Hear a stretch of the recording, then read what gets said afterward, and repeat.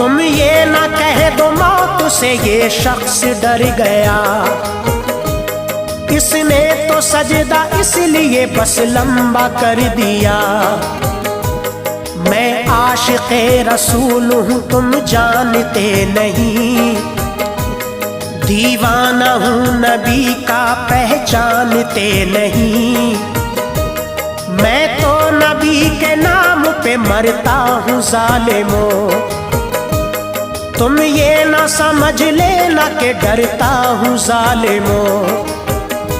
सूली पे जब चढ़ा दिया हज़रत खुबैब को,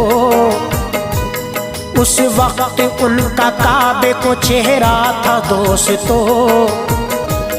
कुफ्फार के सरदार ने कुफ्फारों से कहा, काबे से चेहरा फेर दो इसका सुनो